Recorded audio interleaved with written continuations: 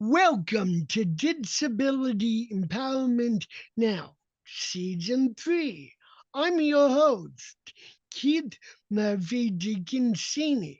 Today I'm talking to Shari Bookstaff, a biology professor and brain tumor survivor. Shari, welcome to the show.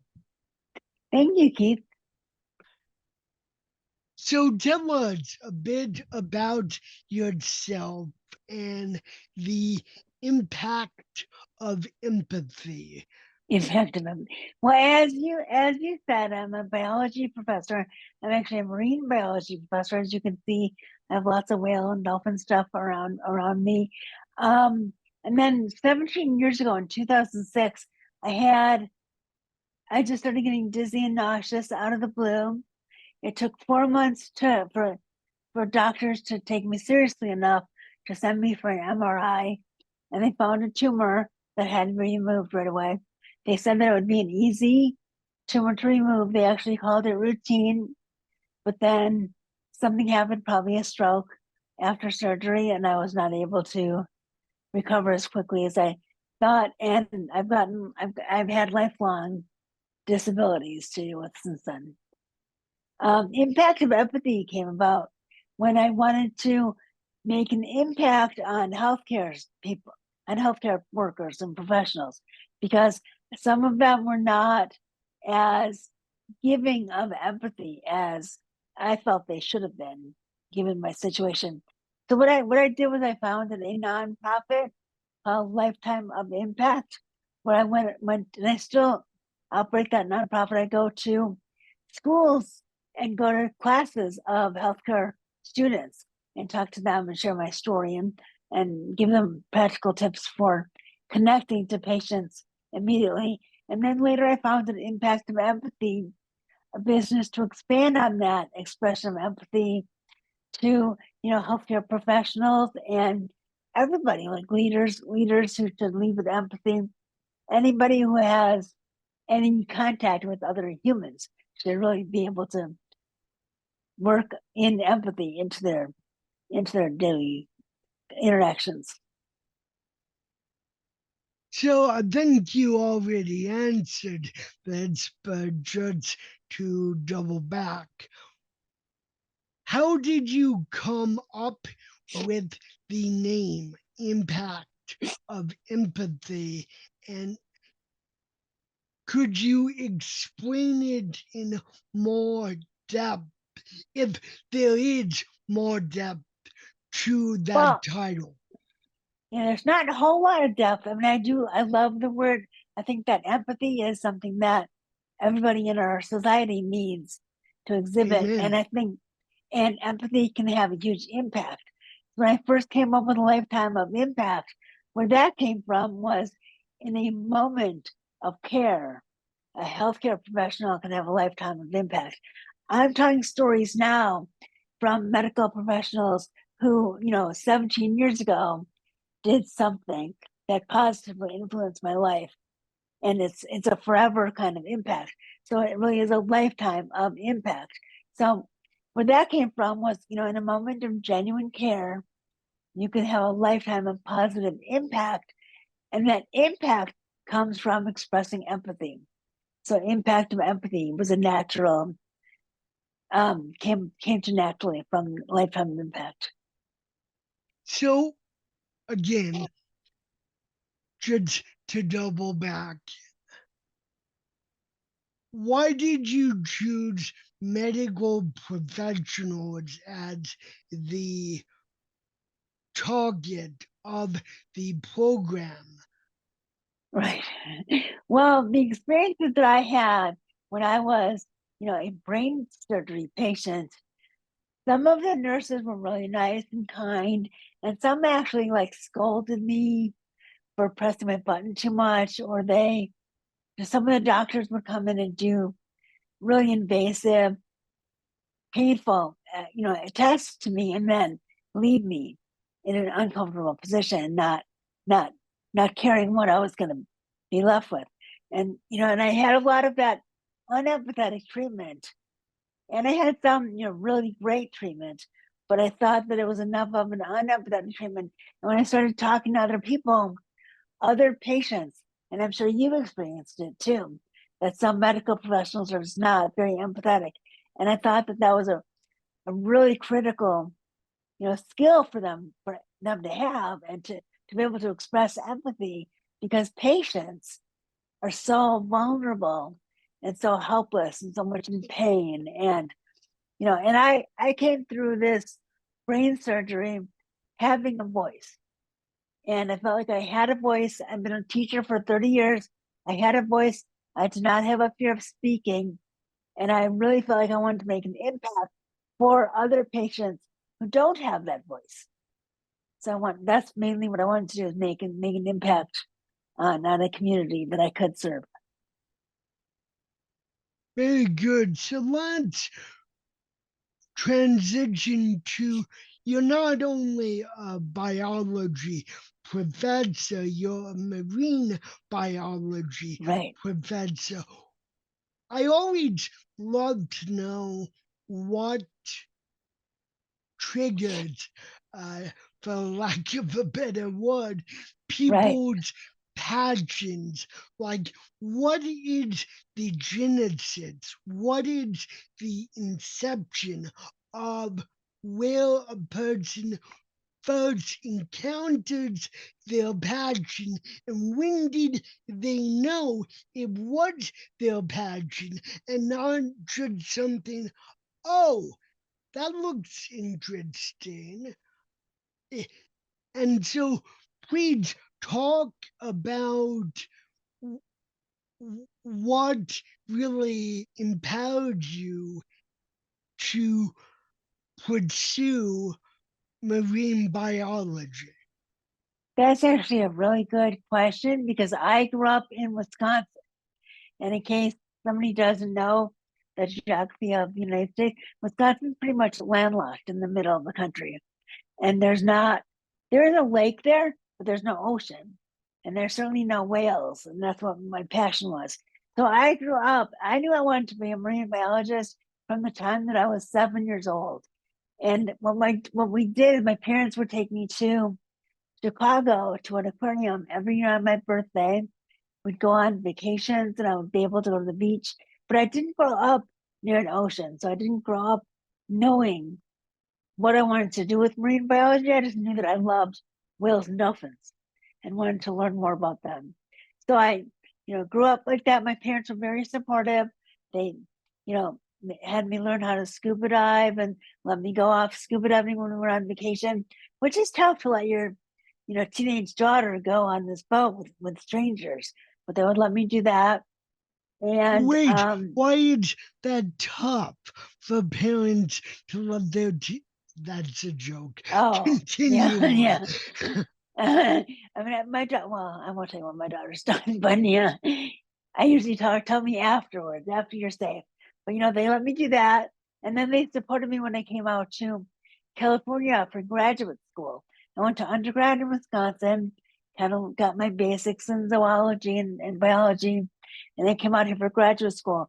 And they were supportive of me, leaving home and going to the far away for graduate school to learn more about marine biology. And that's where I really, learned more about whales and learned whale watching. And it's also where I discovered that that I get seasick. So I couldn't really, be on a boat researching whales. I had to take seasick medicine. So it just brought up a lot of different challenges, and that led me to teaching. And I can teach about whales and dolphins and still experience it through whale watching, but with taking medicine. So we talked over email quite a lot, and you told me that when, when and after the brain tumor and stroke happened, you had to readjust and really reconfigure how you would teach and still pursue your passion. Right. And Tell one us more about that process.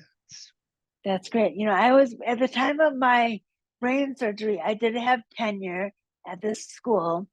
So, my job was kind of safe for me to be gone. I was gone for about a year and a half. And when I came back, I knew I wanted to come back to teaching, and I knew I wanted to come back to being a marine biologist. And that's another story. And I'll tell you a little bit more about what really gave me hope that I was able to do that.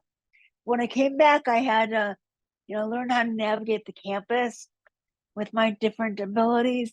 I came back into a class at my school it was an adaptive physical education class, and the instructor was very well versed in dealing with people with brain injuries, and he got me to walking again. I really credit that class with getting me back to campus, and I was able to come back to campus and practice talking. My speech wasn't very good, so practice talking. Students were very supportive, and I was able to come back and modify my teaching. I did a lot of online teaching because I did not have the energy to lecture 3 times a week. I still don't. So I still do a lot of online teaching before it was, cool because of COVID. So, so I modified the way that I came back and the way that I teach, but stuck to my goals and I stayed true to myself. And that was one of the mantras that I came up with when I was going through all of this. Don't be afraid to modify your goals, but always stay true to yourself. And I knew I wanted to continue teaching about whales and dolphins, but I had to modify the way that I did that. And that really helped me come back to teaching and still be true to who I was.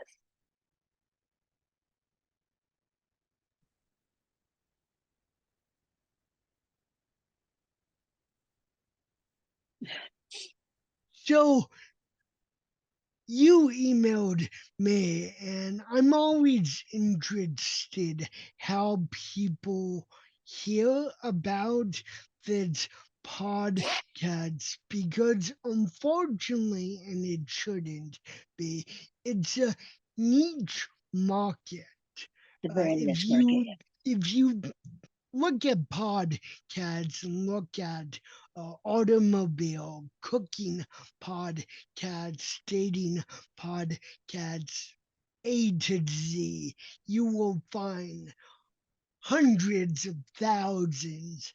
But if you put in disability into Right. the search category, more often than not, you get a very medicalized healthcare view of disability. And then when you go deeper, you only find, comparatively speaking, a very small percentage of disability related or centric podcasts. So, how did you find disability empowerment now?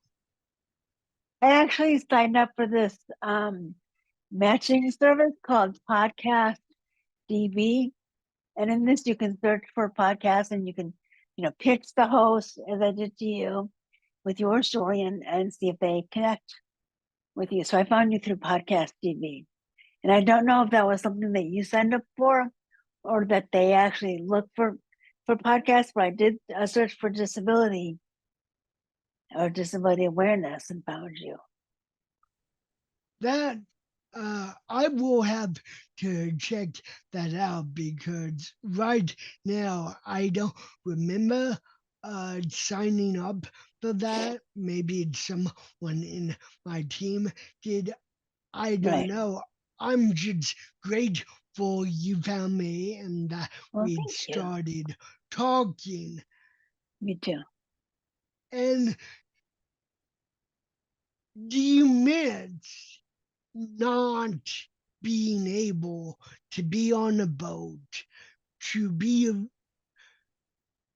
to be researching on water is, Right.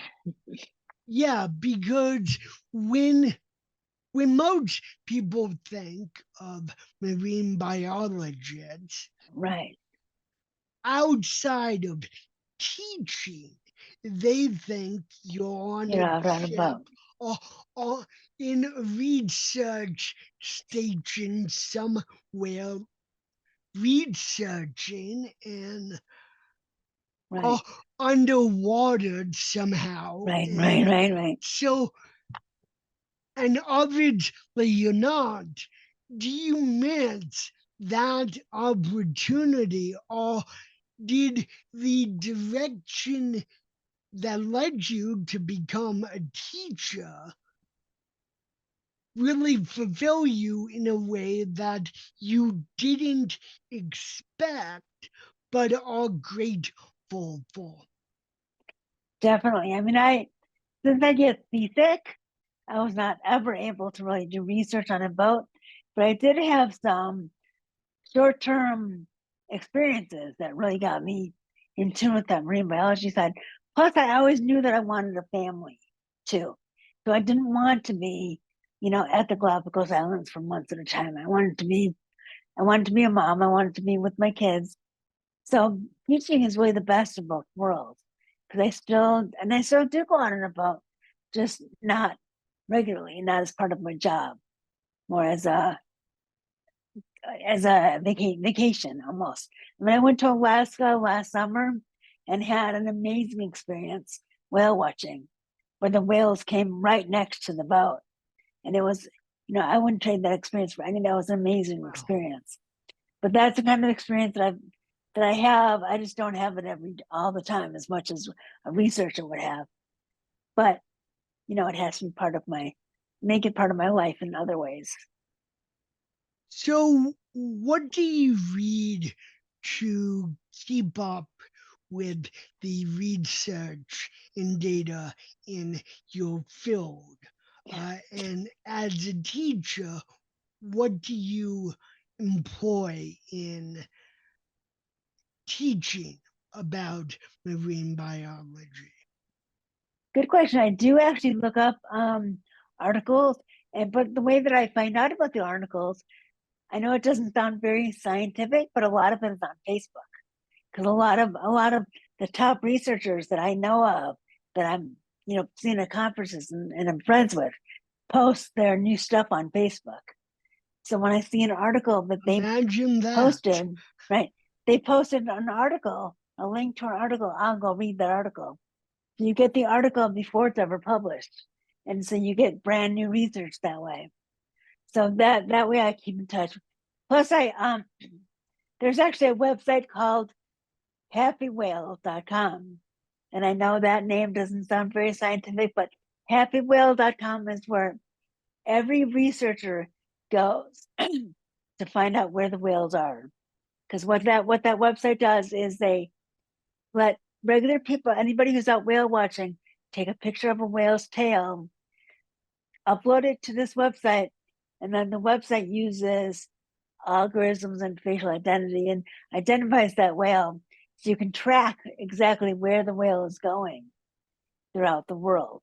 And researchers use that.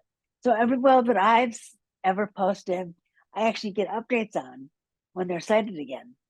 So that's a great way to just keep in touch with, specific whales that I've seen. Like these whales that I saw in Alaska, I could find out exactly where they go in the winter because I'll get updates.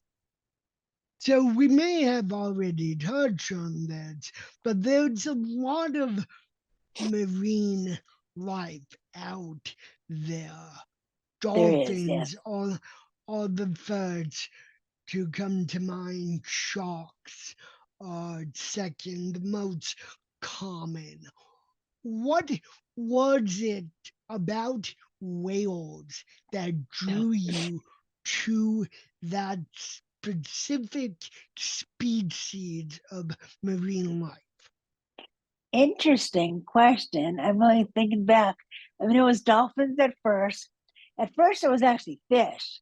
And what I liked about fish was that they were so free and they were doing something that I couldn't do.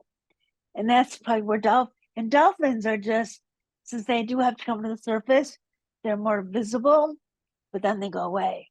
So it's a little bit of the mystery of them. Like whales, so you only see a little bit of their body. So you're left to kind of imagine what they're doing underneath the water. And I think the curiosity of that, when I look out at the ocean now, even if I don't see anything on the surface, I just know that there's so much going on underneath. And it's the mystery of what's underneath. I think that drew me to this field partly. Plus, they're cute. That's a very detailed answer, and it's not shocking that you started observing fish and then dolphins, and the point you made about the mystery of everything going underneath and wanting to know more about that is, I think, very relatable because humans like to know, We'd like to know, but curious. we're extremely curious creatures, very social as well. So, could would you mind talking about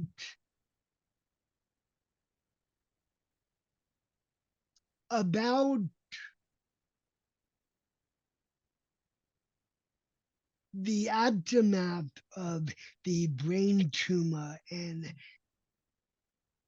reemerging? I mean, you talked about it a little with uh, Right, your teaching, and that's important. And one of the main focuses. But brain tumor, a, a stroke of any kind, a brain injury, they're no joke, and right. it takes a lot out of a person, particularly a person, to survive that and reemerge uh, in a different way. Right. If you don't mind, would you share some of that journey? Absolutely. First of all, you should know that I was in the hospital and rehab centers for almost 9 months. So this is a long time in the hospital. But one story that I have to tell you about is that one of my speech therapists, because I could barely speak. I mean, for a long time, I couldn't swallow, I couldn't eat, I couldn't move. And one of my speech therapists, to work on speech, she would come into my room, and instead of having me read words on a card, like random words or random paragraphs, she would have me recite the names of the whales on a poster that I had in my room. So she would point to a whale, and I would say, gray whale, humpback whale, blue whale. And then she would point to the whale again and make me say the scientific names of those whales. So Balaenoptera musculus, Megoptera noviangli, Extraditionis robustus. Well, you don't know if I'm saying them right. And she No, didn't know if I'm. but but just to interrupt, don't they roll off the tip of your tongue? Oh yeah, they're easy, Yeah. But that obviously got my speech muscles working, but it did more than just speech rehab. That's what I was talking about when it gave me hope that I would get back to being a marine biologist. That made me remember that I remembered all these whales. That I remember their scientific names. I mean, who does that? A whale nerd like me. But I remembered these things. So I was in touch with the marine biology side of myself, and I knew that would be able to get back to that at some point. So as I was going through my recovery, being able to walk again, I started off with just a walker, then I switched to a cane, then nothing. But going back to onto a whale watching boat was one of the hardest things that I ever did. My first time on a whale watching boat, I can barely walk without falling, and then you're walking down a dock, and the dock is moving a little bit. Picture a kid coming up behind you and jumping on the dock, so the dock moves even more, and then you got to step on the boat. Just getting onto this boat was really, really hard. And then once you're on the boat and the boat is moving, I couldn't run around the boat. I couldn't move around the boat at all when it was moving. But I could still bring my big camera. I could sit in one spot and take pictures. And that's what I did. So again, I modified my goals for what I was going to do when I was on the boat. But I stayed true to myself. I love taking pictures of whales and dolphins. Not not the best at it, but I love doing it.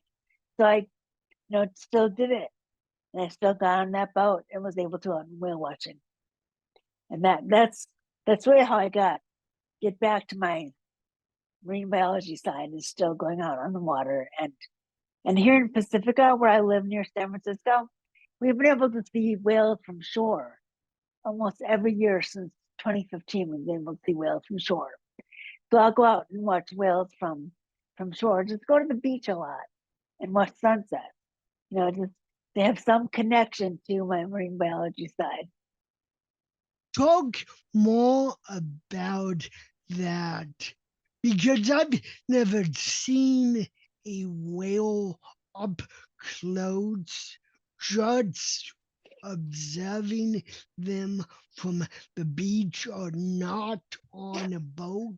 How what is it like observing such a animal from the shore? I mean, it's awesome. First of all, if they're farther away, all that you really see is the blow, which is them exhaling. They're not blowing water; they're exhaling. So all you really see is their exhale, which in some of these whales can go up to 50 feet or more. So I've seen them can see them from miles and miles away. So you're just seeing that. People who've never seen a whale, I see them, really in awe, even if that's all they're seeing. The whales that are being coming to Pacifica are here feeding. You literally see them lunge for the surface with their mouth open and then their mouth closed. And you can see little fish jumping out of their mouth. So if they're close enough, which they've been coming closer to shore, you can see body parts. And you can see part of their jaw. You can definitely see part of their back when they're swimming. You can see their tail when they're diving. So you can see the part of their body and just the knowledge that you're looking at a 50-foot, 50-ton animal and that's eating tiny little fish it's just amazing to think about and to realize that. But even if you're not that close to them, getting close to them is a whole different story. But when you get real close, you can smell their breath, which is kind of fishy, but it's great. If you're sneezed on by a whale, that's amazing. But even seeing them from a little bit farther away is just an awesome experience for people. So tell me more about how people have reacted to the mention of impact of empathy. A lot of, I mean, when I say that, everybody needs to exhibit empathy in any situation, everybody agrees with that. And I think that the point with healthcare professionals, I do believe that they have empathy in their heart, because I'm going to assume that they wouldn't be going into this profession if they didn't have empathy, and it's expressing it that gets tough if they're having a tough day or they have limited time with people. So my workshops are more about how to express the empathy rather than how to have empathy, because I'm assuming they have it. And my idea too is that expressing it doesn't need to be that difficult. It doesn't need to be complicated, and it doesn't need to take a lot of time. It's very simple. It's a smile. It's a hand on the shoulder. It's looking with eye contact and listening with eye contact. And it's really simple. It's just commenting on somebody's poster in their room instead of just saying, "Hi, can I have your arm for blood?" It can be a very simple thing. Like anything that can positively impact somebody else, I'll call empathy. So it's had a very, very positive feedback. in my workshops. What do you wish that able-bodied people knew in general about disability and people with disabilities? I would say the first thing is that people with a disability are still like able to understand you and you can talk directly to them. And I'm sure you've had too, so many people that talk to the person that you're with and not to you. Oh, yes, So yes. right. So I think Countless. acknowledging that you are a person, that you can make eye contact with that person and talk to that person is one of the most, the greatest myths of people with disabilities is that you can't, especially if you don't have a smooth speech pattern, that you can't understand them. And that's, the biggest myth is just we talk to like a person. I had a service dog for several years. He's still around. He's just retired. But when I would bring my service dog with me, people, including healthcare professionals, would talk to the dog and not to me. They would ask the dog if they can pet him or if he's working. And I'm like, and he's like, oh, no, I'm not working. You can pet me. He's a dog. They wouldn't talk to me. They would talk to the dog. So that's another just example of people not acknowledging that you're a human if you have a disability. And that's the main thing, is to acknowledge that you're a human. Hold on, before you go on, I was just dumbfounded by that answer. I can tell by your response. Yeah, unless we've now decoded the canine language into English Right. somehow, what what I can't You're speechless. form the sentence. What what did people think that I don't the know. dog would actually say that would be comprehensible to them? I know that befuddled my mind too. I don't know what people were thinking because it was distracting to them. If I'm trying to check out at the grocery store and I'm holding him and somebody's talking to him, he's getting distracted. And then I'm distracted from what I'm doing because I have to, correct his behavior because he's not supposed to react if somebody's talking to him. But he's a dog. Of course he's going to react. So it was very frustrating. And I would tell people that's like taking somebody's wheelchair away from them or taking their walker. Would you walk up to somebody and take their walker away from them, or their cane, or their wheelchair? No. And that's what a service dog. That's what a service dog. That's what their role is. The role is as one of your tools they're using to aid your disability. So why would they take that away from you by distracting them? And he was happy. That was the comment I got too, that I'm like abusing him, making him work. And dogs, like to work. And he was like the happiest service dog. He just, when we're out in public, he's a service dog. And he still is so happy. He loves me, so happy to be with me and help me. And there was no way that this is abusive at all. Let's go back to that comment because what would you like to hear that? I'm assuming time and time and time again. And then what do you say to answer that question that is so ridiculous? It Right. defies comprehension.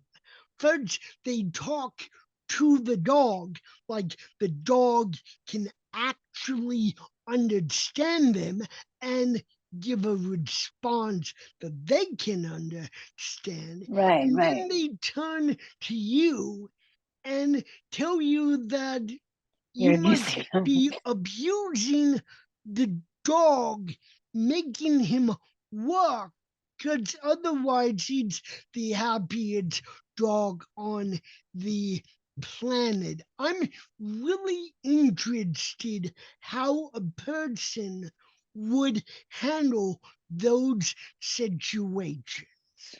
It's a tough one, and usually when somebody says something negative like that to you, they say it and then they run away. You don't have a chance to respond. If they would talk to the dog, I would say, you can talk to me. But again, if I wasn't talking clearly or talking as quickly as they were, they wouldn't listen to me. It was frustrating. And you just have to kind of shake it off, go write a blog about it, and get your frustrations out in writing, since you can't answer them. Although I have waited for somebody. Somebody once honked at me when I was crossing a parking lot with my dog because I was walking too slow, and I waited for this person to go park and come up, and then I yelled at them. So that felt good. You can once in a while you can get your say your piece, but usually they're gone, and they're faster than me, so they're gone. So, beyond those two questions, which still defy comprehension, and what are some other things that you wish that able-bodied people would know and appreciate about a person with a With disability?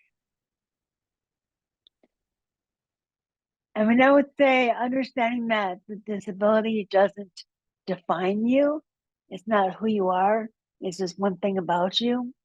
And after this discussion about whales, you obviously get that that's not, having a disability is not the primary focus of my life. And that's the thing. It's not the primary focus of my life.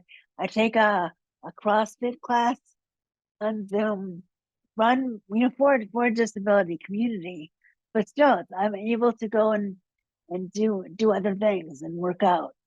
And I think that's what the big another myth is. Also, that I'm not drunk.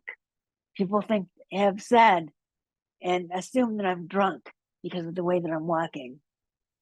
So, having a little bit of just opening your minds a little bit, that somebody with a disability is more than just somebody with a disability. They're also a person who does other things.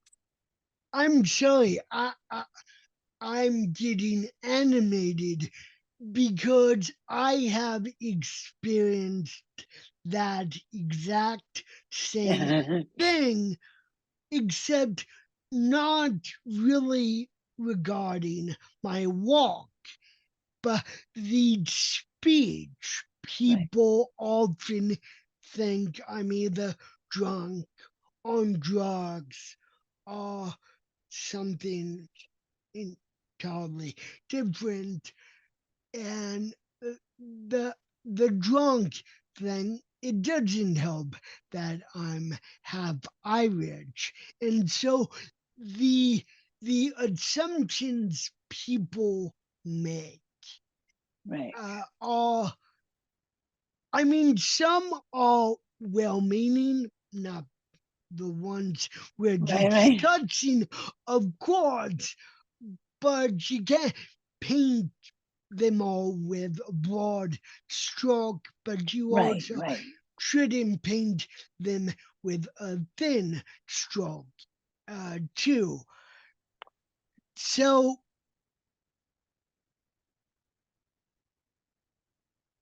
where to go from here? Because you said that, and you're right, most of this episode has been about your passion, which is Right. both And hopefully marine yeah, biology and teaching, and combining that with advocating for fostering more empathy towards other humans. What do you do in your free time? You mentioned that you're okay. into CrossFit. I do CrossFit 1 hour a day. I really like watching football and basketball. So I watch a lot of like the 49ers and the Golden State Warriors. Those are my two teams around here. So I watch a lot of sports and hang out with my family, hang out with my kids. I do hang out with my kids. If you don't mind me asking, what what's your family like? And I'm sure they were nothing but supportive during Right, the brain tumor and surgery that accompanied it. But how did your friends and family, those that know you the right, best, react to the change, and how did they help you reemerge into the person you are right. today? I mean, it was huge because, first of all, my family, I'm from Wisconsin. My family lives all over the country. So they came in. My sister from San Diego came up a lot when I was in the hospital and, talked to my doctors and really took care of things for me. And friends, I mean, I was gone from my house. I was a single mom and all of a sudden plucked out of my house. My kids had to go live with their dad. My dogs were here alone. So my friends really stepped up and took care of my house and took care of my dogs and took care of my kids. They got my house ready for me before I came home, like installed more safety bars. And at one point, there was some sort of a leak in my, like a pipe broke into my backyard. I don't even know the details about it because they took care of it. So they really took care of things while I was gone. And then, coming back, and this is what I would tell anybody who has a disability or who needs help, don't be afraid to ask for it. Don't be afraid to ask for help when you need it. We all do things for other people, and it's not a shameful thing to need help. And that's a really, really hard thing for most people who are independent, who suddenly have a disability, that they suddenly need help with things that they didn't need help with before. And don't be afraid to ask for specific things. And also, if somebody offers help, don't be afraid to say, yes, please do that. On the other hand, if you have a friend going through this tough time, offer specific things. Don't say, call me if you need anything, because they're not going to call you. Instead say, I'm going to the grocery store. Do you want to go with and pick some things up? Or do you want me to pick some things up for you? Offer something specific. That's harder to say, oh no, I'm okay. Because they're not okay. They need help. So that's another thing that everybody can do. Anybody who's, needing the help, don't be afraid to ask for it. Anybody who's got a friend who needs help, don't be afraid to offer it. Offer specific things. So, if there are any inspiring advocates or marine biologists or inspiring teachers wanting to explore their fields more deeply, what would be some advice you would give them as they're just branching out into their respective fields? Right. One thing that I say is get experience in that field. If you're going to want to be a marine biologist of some sort, it's a tough field to find a job in, but you want to go volunteer for things and see what you like. Go volunteer at a marine mammal rehab hospital. go volunteer to work on somebody's research project. They all want volunteers. So, volunteer for things that will tell you whether you like it. And, the person that you're volunteering for, you can look at them and see how they got there. You can use them as a role. Find somebody who's got the job that you want when you grow up and see how they got there. So look at different people's stories of how they got there. And volunteering with any field you want to go into, volunteer. It's going to help you get the experience that you need to get into that field. So I like to think that both people with disabilities and those who have yet to discover and embrace their own disabilities listen to this podcast. It would be naive to think that both groups take exactly the same things away from every episode I do with my guests. So, as my guests, what do you hope that people with disabilities take away from everything we've talked about in this episode? And what do you hope that, and what, sorry about that tech That's okay. issue. And what do you hope that people who have yet to discover and embrace their own disabilities take away from this episode? I would say you need to have hope that you can stay true to yourself. And the 4 mantras that I live by, which are also, you can see them on my website, impactofempathy.net. And those are just ways of getting through those tough times.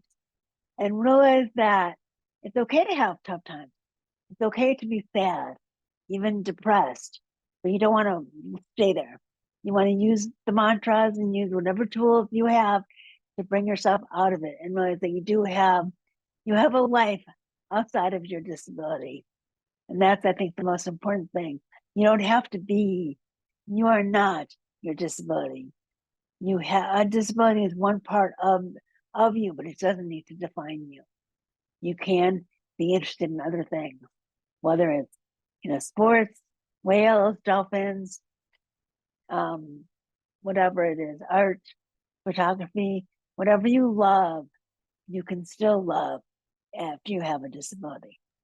What if someone is very adamant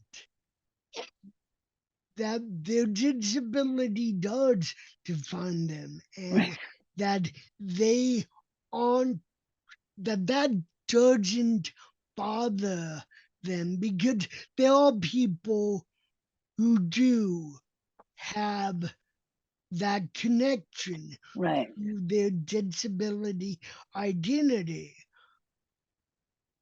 What do you hope that they take away from this episode? I think that a lot of people who see themselves as defined by their disability, a lot of the people that I've met like that are also trying to educate others about their disability, and they're talking about their disability. So in reality, they're not defined by their disability. They're helping others. That's part of what's defining them. So I think there's always something that you can latch onto, but if your disability is what defines you, and there's any way that you can give back to a community of people that have your disability, that's another thing that you're doing that's not part of your disability. So, what do you hope that people who have yet to discover or embrace their own disabilities take away from everything that we've talked about in this episode? Right. It's a really tough transition. And I will say that I wrote a book about my whole story called When Life Throws You Lemons, Make Cranberry Juice.